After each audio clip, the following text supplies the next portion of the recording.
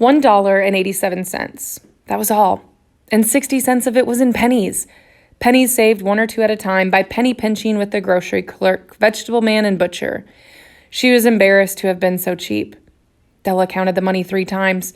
It was still only $1.87. And the next day would be Christmas. There was clearly nothing she could do except for flop down on her shabby little couch and cry. So she did. In fact, life is mostly made up of sobs, sniffles, and smiles, with sniffles being the main part of it. Now, while Della is going from sobbing to sniffling, take a look at the home where she lives. It is an apartment with furniture for only $8 per week rent. It is hard to describe so little, but her apartment is not much better than being homeless. The mailbox next to the door was old and falling apart. The doorbell did not work. Next to the door was a card that had the name of her husband, Mr. James Dillingham Young. Back when James had earned $30 per week, the couple had included the middle name Dillingham because it sounded sophisticated. But now that James was only earning a meager $20 per week, the name should be shortened to just Mr. James D. Young. Even still, every evening after work when James came home to his upstairs apartment, Della rushed to hug him. When it was just the two of them, it didn't matter what the card read. Della called him Jim, and that was just fine. Della finally stopped crying and washed her face. She put some makeup on her cheeks, then she walked to the window and looked out to see a boring gray cat walking on top of a gray fence in a gray backyard. Tomorrow was Christmas Day, and she only had $1.87 to buy Jim's present. She had been saving every penny she could for a month, and that is all she was able to save. Things always cost more than she thought they would. So here she was with $1.87 for Jim's present. She had daydreamed many times about the perfect gift for Jim. It should be something fancy and not common and valuable. But even a gift like that would not be as great as Jim. When Della looked in the cheap mirrored glass between the window of her room, she could just barely see herself. It was very difficult because the glass was made of strips. If she looked at it just right, she was able to see herself pretty well, but only because she was so thin. Suddenly, Della turned around and looked at herself in the mirrored glass. Her eyes looked beautiful and sparkling, but her face already looked pale and white. She quickly pulled her long hair out of its bun and let it fall down over her shoulders. Now, Della and Jim had only 2 possessions that they were both very proud of. The first thing they were so proud of was Jim's gold watch that first belonged to Jim's grandfather, then Jim's father before being passed down to Jim. The other thing that they were so proud of was Della's hair. It was so beautiful that if the Queen of Sheba lived in the apartment across the hall, she would be jealous of Della's hair. If King Solomon had been the apartment's janitor, he would have been jealous of Jim's watch every time he saw Jim with it. Della's beautiful hair had gotten so long that it shone like a cascade or a waterfall of brown waters. It was so long that it ended below her knee. It could almost take the place of clothes.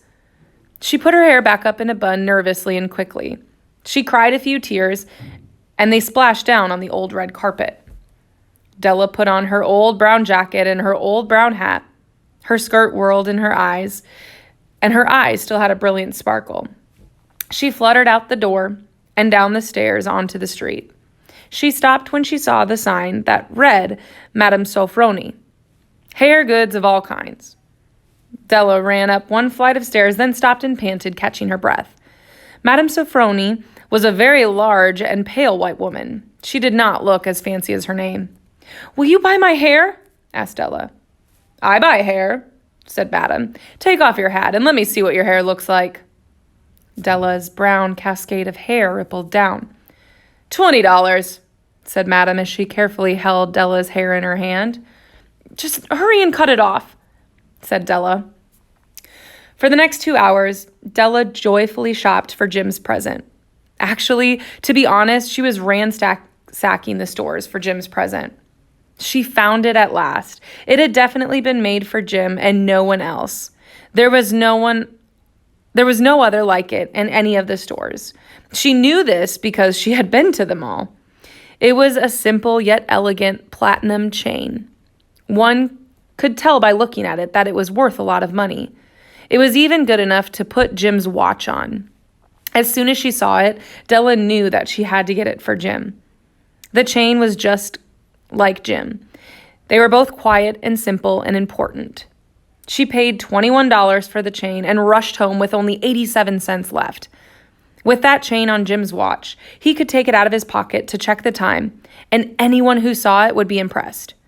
Jim wouldn't have to hide the leather strap on the watch or be embarrassed if someone saw him with it ever again. When Della arrived at home, her excitement had calmed, and she could think clearly again. She heated her curling irons and went to work fixing the mess of hair that was left after she unselfishly sold it to buy Jim's gift. This was definitely not an easy thing to do. In 40 minutes, her hair was in tight curls close to her head. It made her look like a careless schoolboy. She looked at her reflection in the mirror long and carefully, judging herself.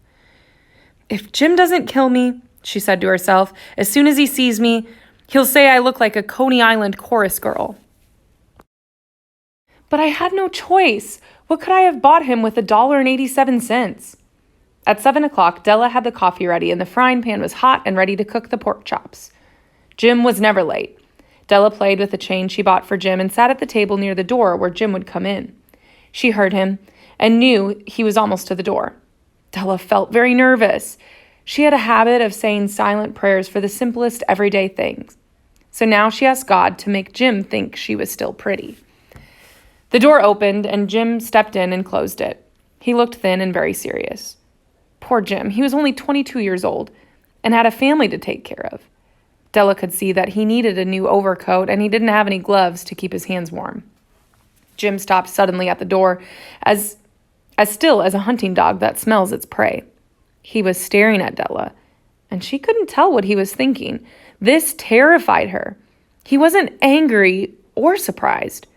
It wasn't disapproval, nor horror, nor anything else that she had feared. He just kept staring at her with an odd expression on his face. Della wriggled off the table and walked up to him. "Jim, darling," she cried, "don't look at me that way. I had my hair cut off and sold because I couldn't have lived through Christmas without giving you a present. It will grow out again. You aren't upset, are you? I had to do it. My hair grows so fast anyway. Say Merry Christmas, Jim, and let's just be happy. Just wait until you see what a nice, beautiful gift I have for you." "You've cut your hair off?" Jim asked. It seemed like it was difficult for Jim to speak, and he was still in disbelief that Della's hair was gone. "I cut it off and sold it," said Della. "Don't you still like me the same anyway? I'm me without my hair, ain't I?" Jim looked around the room curiously. "You say your hair is gone?" asked Jim, still dumbfounded. "You don't need to look for the hair," said Della. "It's sold. I tell you, sold and gone. It's Christmas Eve, boy. Be nice to me, because I sold my hair for you. Maybe you could count the number of hairs on my head," she went on with a sudden serious sweetness. "But nobody could ever count my love for you. Shall I start cooking the pork chops, Jim?" Jim finally stopped staring and seemed to wake. He wrapped his arms around his Della. Let's stop for 10 seconds and think about how important material possessions can be. Whether you make $8 a week or $1 million a year, what's the difference? Someone smart, like a mathematician, would give you the wrong answer. The Magi brought valuable gifts, but that was not among them. We'll talk about this again later on in the story. Jim pulled out a wrapped present from his coat pocket and threw it on the table. "Don't misunderstand me, Dell," he said. "I don't think that any haircut or shave or shampoo could make me love you any less, but if you unwrapped your gift, you may see why I was surprised and upset about your hair." Nervously, Della opened her gift from Jim. Then she screamed with joy, just like a hysterical woman. She started crying hysterical tears. Seeing Della so upset, Jim had to do some of his best comforting. For inside the present lay combs. The set of combs, side and back, that Della had stared at and longed for so long in a Broadway window. The beautiful combs were made of pure tortoise shell with jeweled rims, just at the right color to wear in her beautiful hair that was now gone. They were expensive combs, she knew, and although she loved the combs, she never thought that she might actually own them. And now that they were hers, the beautiful hair that should have needed the combs was gone. But she still hugged them to her chest and finally looked up with dim eyes and a smile. She said, "My hair grows so fast, Jim." Suddenly, remembering something, Della leaped up like a startled cat and cried, "Oh, oh!" Jim hadn't seen his beautiful present yet. She held the gift out to him with her open palm. The dull, precious metal seemed to flash as bright and happy as Della felt at that moment. "Isn't it perfect, Jim? I searched all over town to find it. You have to check the time 100 times a day now. Give me your watch so I can see how it looks on it." Instead of obeying, Jim tumbled down on the couch and put his hands under the back of his head and smiled. "Dell," he said, "let's just put our Christmas presents away and keep them for a while. They're too nice to use right now. I sold the watch to get the money to buy your combs. So how about you start cooking those pork chops?" The Magi, as you know, were wise men, wonderfully wise men who brought gifts to the babe in the manger. They invented the art of giving Christmas presents. Being wise, their gifts were no doubt wise ones, possibly bearing the privilege of an exchange in case of duplication. And here I have lamely related to you the uneventful chronicle of two foolish children in a flat who most unwisely sacrificed for each other the greatest treasures of their house. But in a last word to the wise of these days, let it be said that of all who give gifts, these two were the wisest. Oh, all who give and receive gifts, such as they are the wisest. Everywhere they are the wisest. They are the Magi.